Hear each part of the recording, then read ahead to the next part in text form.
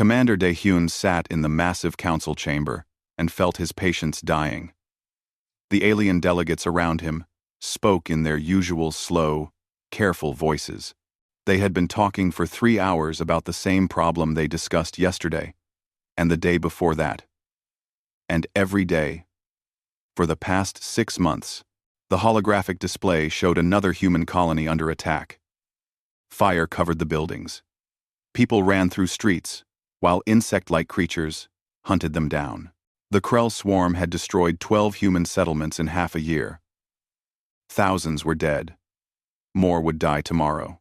"We must consider all perspectives," said Director Veltar from his floating platform. The Centaurian looked like a tall blue tree with too many branches. "The proper protocols require extensive documentation before military action." Ambassador Ji-won leaned forward in her seat. She was tired. Dark circles shadowed her eyes. "Director, we have given you 89 formal requests. We have provided evidence, videos, survivor testimonies, body counts. What more documentation do you need? And the subcommittee must review. The subcommittee has been reviewing for 4 months." Ji-won's voice rose sharply. Other delegates shifted uncomfortably. Humans were known for emotional outbursts. "Children are dying while you review." Velthar's branches rustled with irritation. "Ambassador, your species joined the galactic community only 47 years ago. You must learn patience. We have maintained peace for 3,000 years through careful deliberation." Daehyun watched the video feed again. A little girl appeared on screen, maybe 7 years old. She called for her mother. Then the feed cut to static. He closed his eyes. That colony was called New Seoul. 50,000 people lived there last week. This morning, the population was 0. "How many committees have you formed?" Daehyun asked, quietly. Velthar turned toward him. "Committees.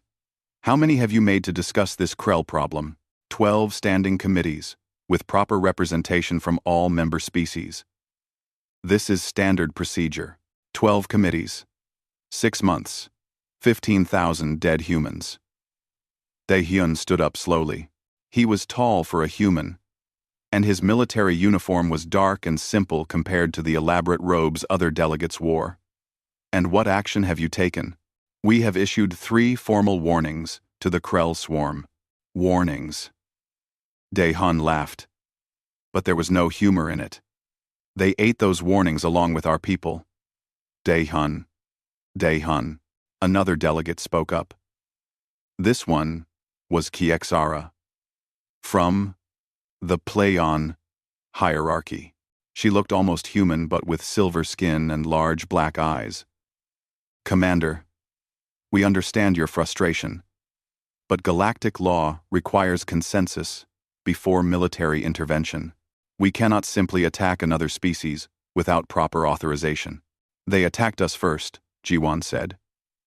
15 times. We have shown restraint. We have followed your rules. We have waited while you talked. And we appreciate Earth's patience," Velthar said smoothly. "Which is why I am pleased to announce that the Council has voted to form a new investigative subcommittee. This committee will have expanded authority to examine the Krell situation with a projected timeline of only 6 months. Silence filled the chamber. Even the translator devices seemed to pause. Ji-won looked at Daehyun. He looked back at her. 47 years of diplomacy passed between them in that glance. 47 years of trying to fit into the galactic community, of following rules that seemed designed to prevent anything from actually happening, of watching their people die while aliens debated proper procedures. 6 more months, Ji-won said softly. "It is actually quite efficient by galactic standards," Velthar said proudly. Daehyun pulled up his personal communicator. Another message waited from Earth Defense Command. The Krell had attacked Colony, World, Taejun. Early reports suggested heavy casualties. His daughter lived on Taejun with her family. He tried not to think about the little girl in the video. "No," Daehyun said. "I'm sorry?" Velthar's branch quivered. No. We're done. Daehyun turned off his communicator and looked around the chamber. 147 species were represented here, ancient races that had explored the stars for millennia. Wise beings who had created technologies beyond human understanding. And not one of them would lift a finger to help. Commander, you cannot simply refuse council procedure, another delegate protested. Watch me. Daehyun walked toward the exit. His boots echoed on the polished floor. Jiwon gathered her documents. She looked at Velthar and the other delegates. I have served as Earth's ambassador for 12 years. I believed in this council. I believed in galactic unity. But I will not sit here while my people die and you debate. Ambassador, if you leave this chamber without permission, there will be consequences, Velthar warned. Good, Jiwon said. Maybe consequences will actually happen faster than your committees. She followed Daehyun to the door. This is highly irregular. Another delegate stood. Earth cannot take independent military action. It violates the membership charter. Daehyun stopped at the doorway. He turned back one last time. The massive chamber suddenly seemed small and useless. All these species with their advanced technology and ancient wisdom, and they couldn't do the one simple thing that mattered. They couldn't protect innocent people from monsters. Fine, Daehyun said clearly. The chamber erupted in shocked voices. Delegates shouted about protocols and violations and proper channels. Daehyun didn't care anymore. He walked out with Jiwon beside him. In the corridor outside, Jiwon let out a long breath. They're going to expel us from the council. Love, probably. Earth's government might not support this. They will. Daehyun pulled out his communicator again. My daughter just sent me a message. She's alive. Her husband isn't. Her son is in critical care. Jiwon touched his arm gently. I'm sorry. Don't be sorry. Be ready. Daehyun opened a secure channel to Earth. This is Commander Daehyun. Authorization code Alpha 79er. I need to speak with Defense Command immediately. The response came within seconds. Commander, we've been waiting for your call. Activate Protocol Omega, Daehyun said. Full military authorization. No council approval. No restrictions. Confirmed. Protocol Omega is active. Fleet mobilization begins now. Jiwon and Daehyun stood in the empty corridor while the council continued shouting behind closed doors. Through the station's windows, they could see Earth in the distance, a small blue world that had joined the galactic community hoping for friendship and cooperation. Instead, they learned that the galaxy ran on bureaucracy and fear. What happens now? Jiwon asked. Daehyun smiled for the first time in months. It wasn't a kind smile. Now the galaxy learns why humans were dangerous before we ever left our planet. They wanted us to follow their rules. We tried. But when the rules don't work, humans have a backup plan. What plan? Overwhelming violence applied directly to the problem until it stops being a problem. Somewhere in Earth's orbit, 300 warships began powering up their engines. The galaxy was about to discover that humanity had been building for war since the day they joined the council, just in case their new friends turned out to be useless. The Krell swarm had made a terrible mistake. They attacked the one species in the galaxy that hadn't forgotten how to fight. Admiral He-jin stood on the bridge of the battleship Soul's Hammer and watched 300 human warships move into formation. Each ship had been ready for this moment. Humanity spent 47 years in the galactic community building these vessels in secret.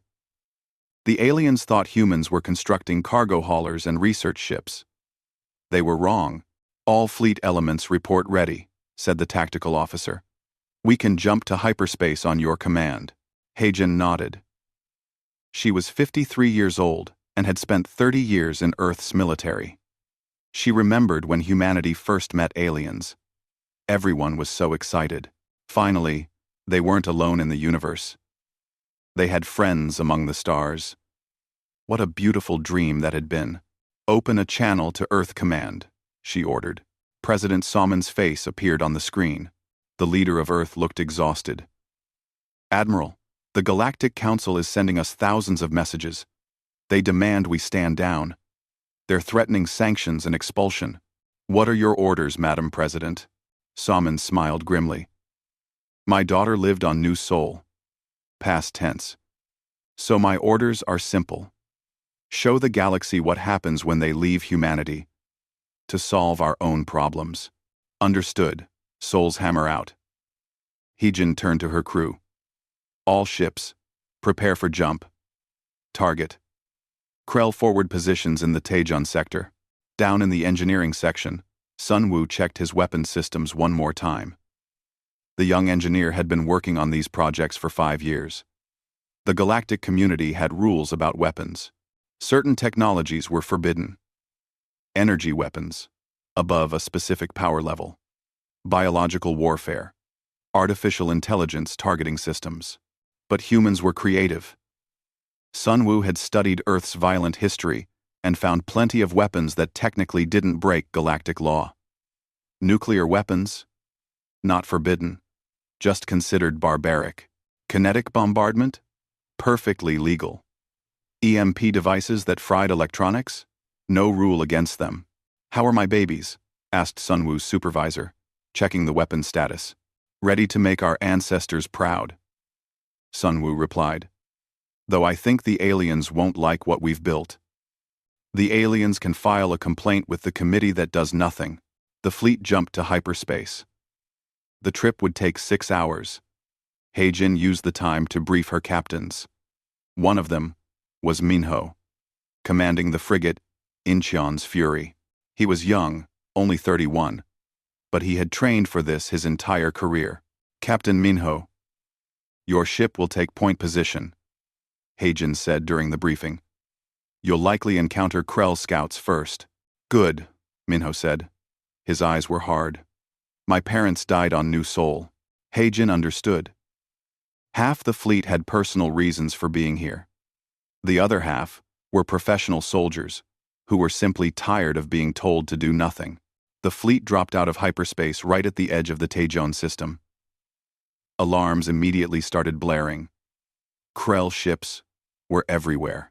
The insectoid race had been reinforcing their position, probably expecting the Galactic Council to do what it always did. Nothing. Enemy contact. 27 Krell vessels detected, the sensor officer called out. All ships, battle formation, Heijin commanded. Show them what real war looks like. The Incheon's Fury shot forward. Minho had his weapons officer target the nearest Krell ship with everything they had. Missiles launched. Railguns fired. The Krell ship's shields absorbed the first hits, but humans had learned something important about war. If you hit something hard enough and fast enough, shields don't matter. The Krell ship exploded. Pieces of it scattered across space. Target destroyed. Minho's tactical officer shouted with excitement. Next target, Minho said calmly. Keep firing until there's nothing left. Across the battle space, human ships unleashed weapons the galaxy hadn't seen in combat for thousands of years. The Sol's hammer fired nuclear-tipped torpedoes that detonated against Krell formations. The blast wave destroyed shield generators and melted armor. Other ships used kinetic weapons. Simple masses of metal accelerated to incredible speeds. They punched through Krell ships like bullets through paper. On the Krell command ship, the Hive commander watched in confusion as human vessels tore through their fleet. The Krell had fought many species. They understood energy weapons and plasma cannons, but these humans used crude explosive devices and solid projectiles. How were such primitive weapons so effective? The answer was simple. Humans had spent 10,000 years perfecting the art of killing each other. They brought that expertise to space. Enemy formation breaking, reported the tactical officer on the Sol's hammer. They're trying to retreat. Treat, don't let them, Heijin ordered. I want every ship in this system destroyed or captured. No survivors to report our tactics. The battle lasted exactly 4 minutes and 17 seconds. 27 Krell ships became wreckage floating in space. The human fleet had minor damage to 3 vessels. 0 casualties. Minho sat back in his command chair and let out a breath he hadn't realized he was holding. "That was for my parents," he said quietly. Around the galaxy, military forces watched the battle recordings with shock. The footage had been broadcast deliberately by Admiral Heejin. She wanted everyone to see what happened. On the Galactic Council station, Velthar watched the videos 3 times. "This is impossible," he said. "Humans have only been in space for 200 years. They shouldn't have this level of military capability." Chixara studied the tactical display more carefully. "Look at their weapons. They're using technologies we banned ourselves from using because they're too brutal. Nuclear explosions. Mass impact weapons. And, look at this." She replayed a section showing a human ship deliberately ramming a Krell vessel. "They used their own ship as a weapon." "Barbaric," another delegate said. "Effective," Chixara corrected. "Brutally effective." Back in the Taejon system, Admiral Heijin broadcast a message on all galactic frequencies. Her voice was clear and cold. "This is Admiral Heijin of the Human Defense Fleet. To the Krell swarm. You wanted a fight. Now you have one. We're coming for every ship, every outpost, every hive world that participated in attacking human colonies. To the Galactic Council, stay out of our way." She closed the channel and turned to her officers. "Set course for the next Krell position. And someone wake up Engineer Sunwoo. Tell him to prepare the fun weapons, the ones he's been saving for special occasions." In Earth's orbital shipyards, another 200 warships were already under construction. Humanity had been preparing for this possibility since the day they joined the galactic community. They hoped it would never happen. They hoped the aliens would be true allies. But humans had learned long ago to prepare for the worst. The Krell swarm had killed 15,000 humans while the galaxy debated and formed committees. Now humanity was going to show them the price of that mistake. And the galaxy was going to learn a very important lesson. When humans say, "Fine, we'll do it ourselves," it's not a surrender. It's a declaration of war. Colonel Taejin checked his combat armor one last time before the drop. Behind him, 200 Marines prepared for the assault. They were about to do something the galactic community considered insane. They were going to board a Krell hive ship.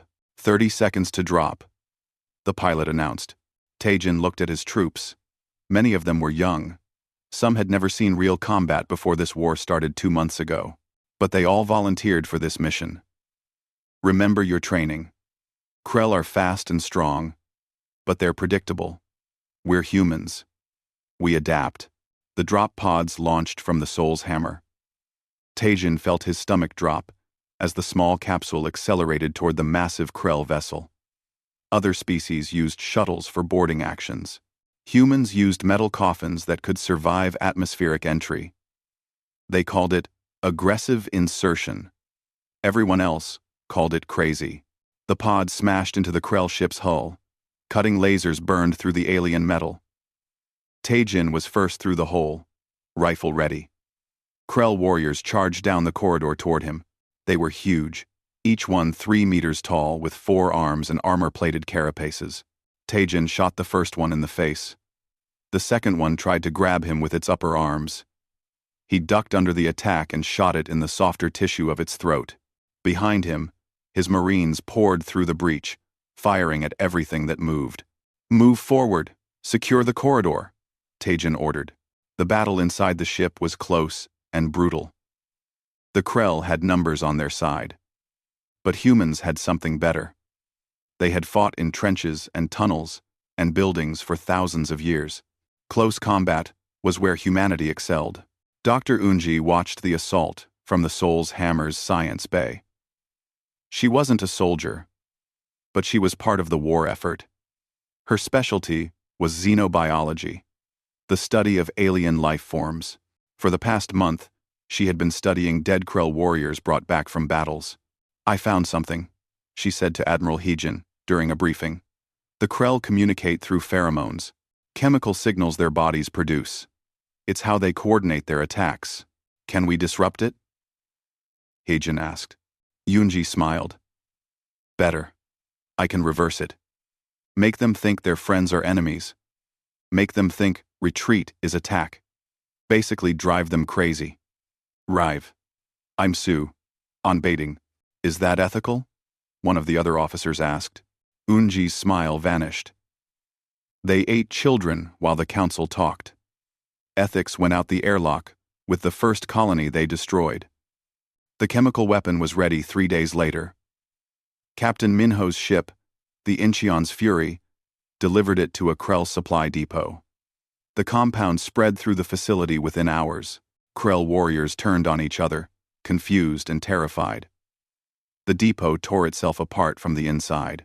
News of the weapon spread quickly through the galaxy. The Galactic Council held emergency sessions. Multiple species condemned humanity's use of biological weapons. It's not a biological weapon, Unji explained in a message she sent to the council. It's a chemical compound. Perfectly legal under galactic law. You want to complain? Maybe you should have helped us 6 months ago. Maybe those 15,000 dead humans would still be alive if you had done something besides talk. The message went viral across the galactic network. Some species were horrified by humanity's ruthlessness. Others quietly agreed with the doctor's words. On the frontier, the war continued. Captain Minho had become famous for his tactics. Other captains fought by the book. Minho wrote his own book. His most famous maneuver happened at the colony of Gwangju. The Krell had surrounded the colony with 20 ships. Minho's small frigate was the only human vessel in range. Any sane captain would have retreated and called for reinforcements. Minho used the colony's gravity well to accelerate his ship to incredible speeds. He flew straight into the Krell formation like a bullet. The Incheon's Fury smashed through 3 Krell ships before anyone could react. Minho used the chaos to launch every weapon he had at point-blank range. By the time the Krell understood what happened, 8 of their ships were destroyed. The survivors retreated. One small human frigate had saved an entire colony. How did you know that would work? Admiral Heijin asked him later. I didn't, Minho admitted. But doing nothing definitely wouldn't work, so I tried something. That was humanity's advantage. Aliens had protocols and procedures for everything. Humans made it up as they went along. Colonel Teijin and his Marines captured the Krell Hive ship after 6 hours of fighting. They took 30 casualties but killed over 1,000 Krell warriors. As Teijin walked through the ship's command center, he found something interesting. Maps. Battle plans. Supply routes. Send this to Admiral Heijin, he ordered.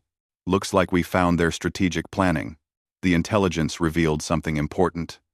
The Krell swarm had a primary hive world called Krellthar. It was their command center, where their queens lived and their armies were born. Destroy that world, and the entire swarm would collapse. Admiral Heijin brought the plan to Earth Command. We can end this war in one attack. President Salmon looked at the tactical display. How many ships would we lose? Probably 40% of the fleet, Heijin admitted. But it would work. Do it. The human fleet gathered for the assault on Krellthar. 300 ships had become 270 after 2 months of fighting. But they were ready for the final battle. Chix Ara from the Galactic Council sent a secret message to Admiral Heijin. I'm not supposed to do this, but I'm sending you intelligence on Krell defensive positions around their home world. Good luck. Some of us are cheering for you. The battle for Krellthar lasted 18 hours. It was the most brutal combat humanity had ever experienced in space. Krell ships fought with desperate fury to protect their home world. Human ships pressed forward with grim determination. Engineer Sunwoo fired weapons he had designed specifically for this moment. Electromagnetic pulse bombs that shut down entire Krell fleets. Kinetic bombardment platforms that dropped tungsten rods from orbit. Nuclear mines hidden in debris fields. Colonel Teijin led a ground assault on one of the surface hive complexes. His Marines fought through kilometers of tunnels, hunting Krell queens. It was dark and terrifying work. But humans had fought in caves and tunnels since their species learned to walk upright. They knew how to win in the dark. By the end of the battle, the Krell swarm was broken. Their homeworld was in ruins. Their fleets were scattered. Their command structure was destroyed. Admiral Heijin sat on her damaged bridge and looked at the casualty reports. 74 ships lost. 12,000 Marines dead. It was the highest price humanity had paid since the war began. But the war was over. She opened a communication channel to all human forces. "This is Admiral Heijin. The Krell swarm has surrendered. We won." Across the fleet, exhausted crews cheered. They had done what the Galactic Council said was impossible. They had defeated a major threat without help from anyone. On Earth, people celebrated in the streets. They mourned their dead and honored their heroes. Commander Daehyun visited his daughter in the hospital. His grandson would survive his injuries. The boy asked his grandfather why the war happened. "Because sometimes the people who are supposed to help you don't," Daehyun explained. "So, you have to help yourself." The galaxy watched humanity's victory with mixed emotions. Some species were grateful the Krell threat was ended. Others were terrified of what humanity had become. A species willing to use any weapon, any tactic, any amount of violence to protect their own. The Galactic Council prepared for the consequences of humanity's independent war. They didn't know it yet, but the galaxy had changed forever. Humanity had proven something important. When humans say they'll do it themselves, they mean it, and nothing in the universe can stop them. President Salmon stood before the Galactic Council 3 months after the war ended. The chamber was packed with delegates from across the galaxy. Everyone wanted to hear what Earth's leader would say. "We came here in peace, 47 years ago," Salmon began. "We hoped to join a community of species working together for the common good. We followed your rules. We respected your traditions. We asked for help when our people were dying." She paused and looked around the chamber. "You did nothing. For 6 months, you formed committees and debated proper procedures while 15,000 humans died. So we did what we had to do. We protected ourselves." Director Velthar stood on his platform. "Earth's actions were illegal under the membership charter. You conducted military operations without council authorization. You used weapons and tactics that violate galactic norms.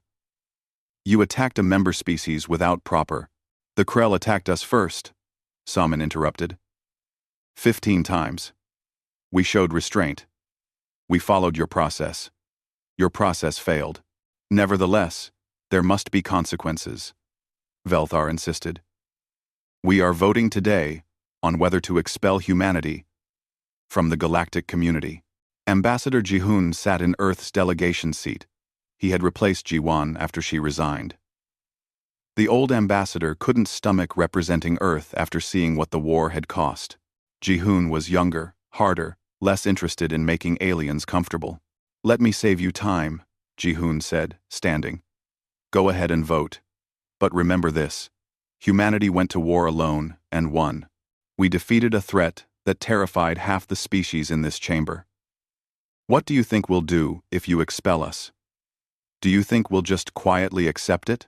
Several delegates shifted uncomfortably. That was the problem. Before the war, humanity was a young species trying to fit in. Now, humanity was a proven military power that had shown exactly how brutal they could be. General Youngsik attended the council session as military advisor. He was an old soldier, 68 years old, scarred from decades of service. When they asked him to speak about the war, he kept it simple. "You want to know why we fought the way we did? Because we're good at war. Humans spent 10,000 years fighting each other. We got very good at killing. Then we went into space hoping we wouldn't need those skills anymore. We were wrong. But the weapons you used," another delegate protested. "Nuclear devices, chemical weapons, ramming attacks. These are barbaric." "They're effective," Youngsik replied. "You can call us barbaric if it makes you feel better. But when your species needs protection, Remember who you called barbaric. Remember who actually did something while you talked. The debate continued for hours. Some species wanted humanity expelled immediately. Others argued that Earth had legitimate grievances. A few quietly admitted they wished their own species had shown the same courage. Dr. Yunji became famous across the galaxy. Some people called her a war criminal for developing the chemical weapon. Others called her a hero for ending the war faster. She didn't care about either label. "I did what needed to be done," she said in an interview that went viral. The Galactic Council let children die for 6 months while they debated. "I saved thousands of lives in 6 weeks. If that makes me a criminal, then lock me up. At least I did something." Earth's government faced pressure from multiple directions. Some humans wanted to leave the galactic community entirely. Why stay in a group that abandoned them? Other humans argued for reconciliation. The galaxy was big. Making enemies of everyone seemed unwise. "We can't burn every bridge," Ambassador Jihoon argued during a cabinet meeting on Earth. "Yes, the Council failed us. But individual species helped. Kix-Ara gave us intelligence. Other species quietly supported our actions. And other species want us expelled." Another minister countered. "We need to decide what kind of relationship we want with the galaxy." President Salmon listened to both sides. She was tired. Leading Earth through a war had aged her. She missed her daughter every day. But she had a responsibility to all of humanity. "We stay in the galactic community," she decided. "But on our terms. No more following rules that don't make sense. No more asking permission to defend ourselves. We'll cooperate with species that respect us. The rest can deal with their own problems." The vote on Earth's expulsion came down to a narrow margin. They needed 2/3 majority to expel a member species. The final tally was 62% in favor of expulsion. Close, but not enough. Humanity remained in the galactic community. Barely. But something had changed. In the weeks after the vote, 7 species approached Earth with secret requests for defense treaties. They wanted human protection in case they faced threats like the Krell. "They're afraid of us now," Admiral Heejin said during a military briefing. "But they also want to be on our side." "Fear and respect," General Youngsik replied. "Better than being ignored." Captain Minho was promoted to commander and given his own task force. He became famous as the human who invented the Gwangju maneuver. Other species studied his tactics, trying to understand how one small ship could defeat 20. "The secret is simple," Minho explained in a tactical course he taught to young officers. "Don't think about what you're supposed to do. Think about what would work. Sometimes, the crazy option is the right option." Colonel Tajin retired from active service. The war had taken too much from him, but he started a training program for the next generation of human Marines. "We might have peace now," he told his students. "But peace doesn't last forever. Be ready." The galaxy settled into an uneasy new normal. Humanity had proven they were dangerous.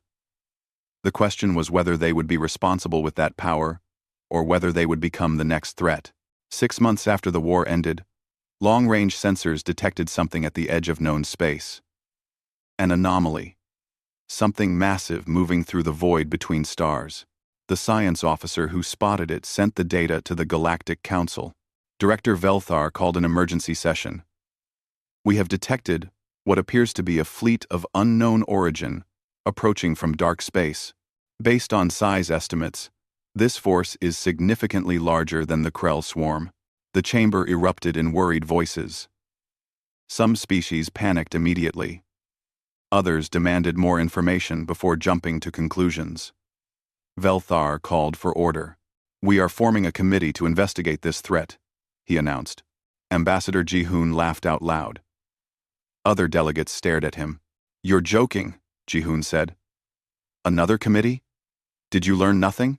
"Ambassador, this is proper procedure. Your proper procedure almost got humanity wiped out." Jihoon stood up. "How long will this committee take? 6 months? A year? And if this new threat attacks while you're still investigating? We cannot act rashly, Velthar insisted. On Earth, President Soman watched the council session with General Youngsik and Admiral Hagen. They're going to do it again, Hagen said quietly. They're going to form committees, while a threat approaches. And they'll expect us to save them when it gets close, Youngsik added. Soman thought about her daughter. About the 15,000 humans who died while the council debated. About the 12,000 more who died in the war to end the threat.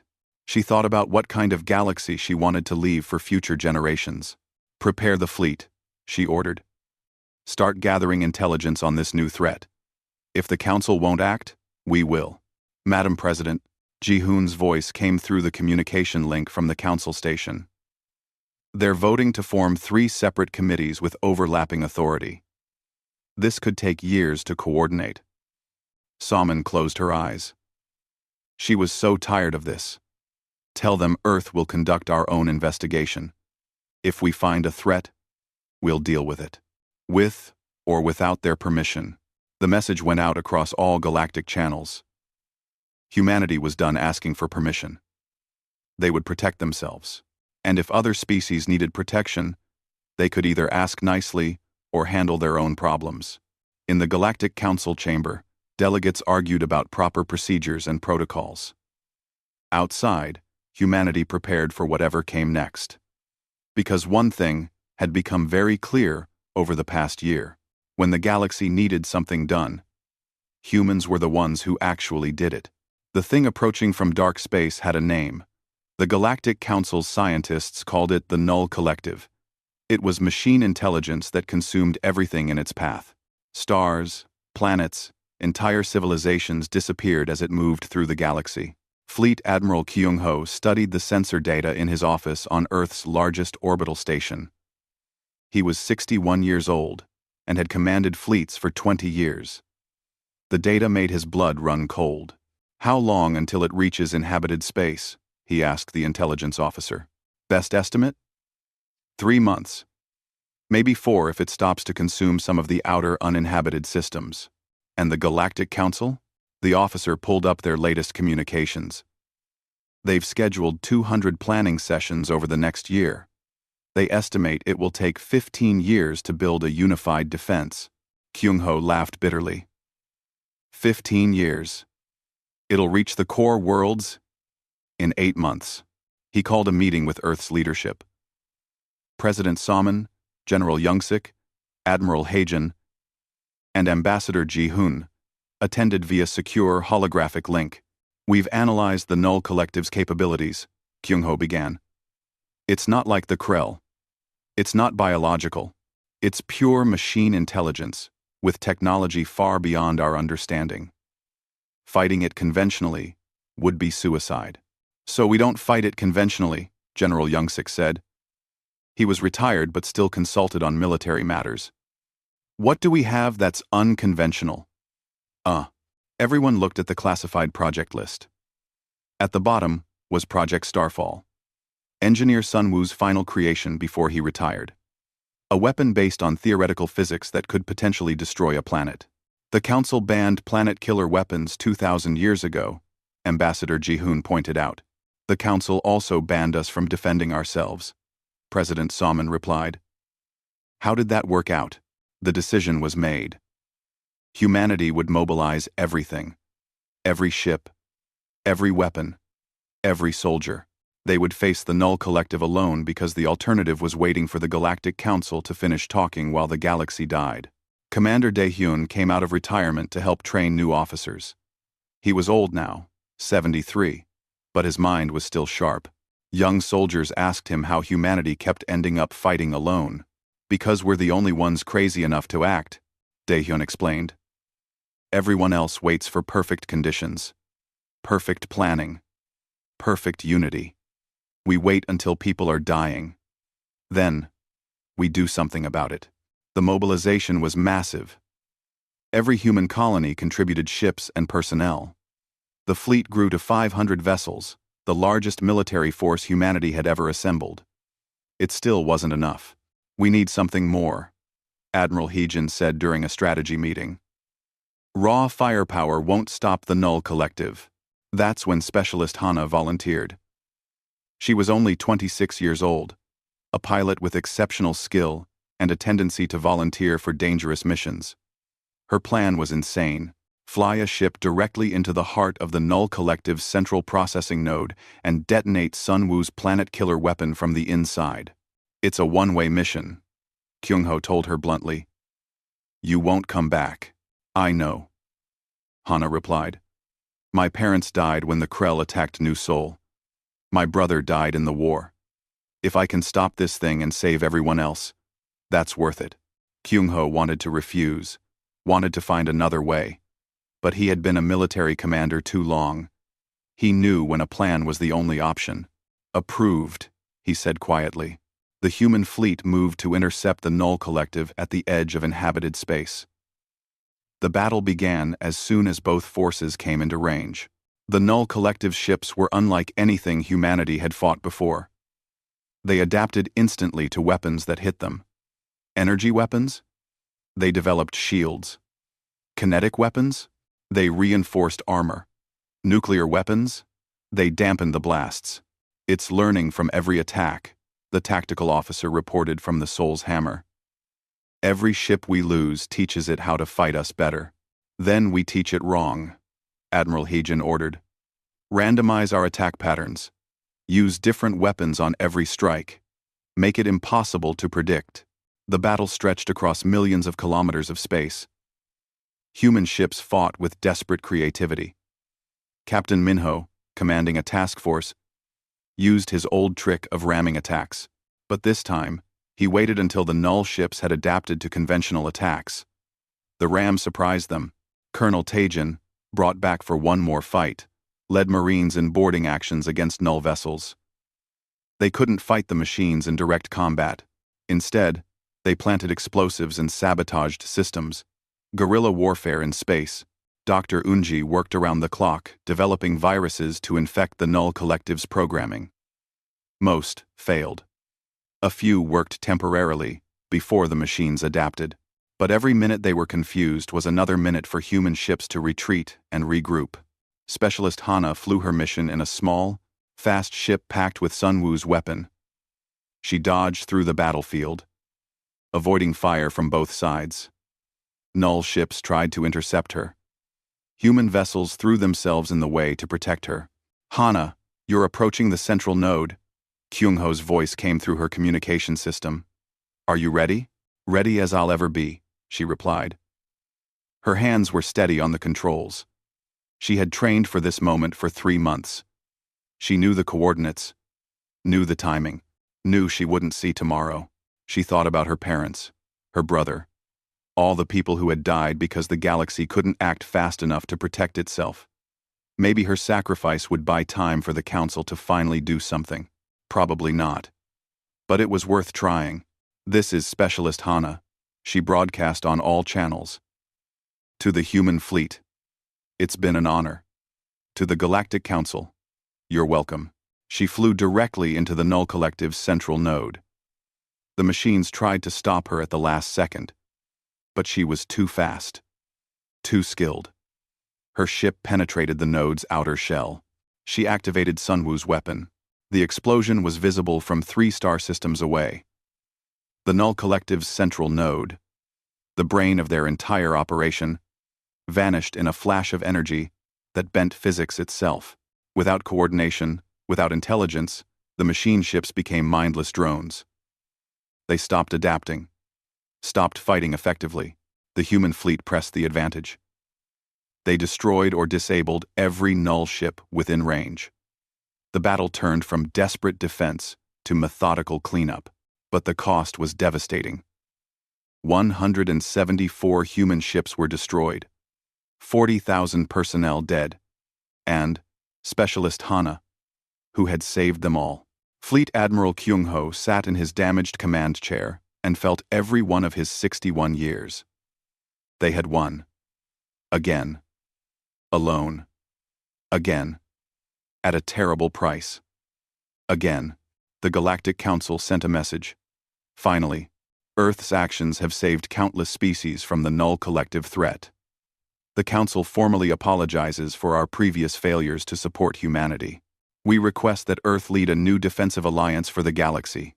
President Salmon read the message 3 times. She was older now, too. The wars had aged everyone. She thought about what to say, how to respond to a galaxy that only valued humanity after they proved their worth in blood. She recorded her response carefully. To the Galactic Council and all member species, humanity did not want to be your warriors. We came to the stars hoping for peace. You made us warriors through your inaction. You forced us to fight alone while you debated. We accept your apology. We will help form a defensive alliance. But understand this. Next time you face a threat, don't wait 6 months to ask for help. Don't form committees while people die. Ask us first. Actually mean it when you ask. Because we're tired of doing everything ourselves while you watch.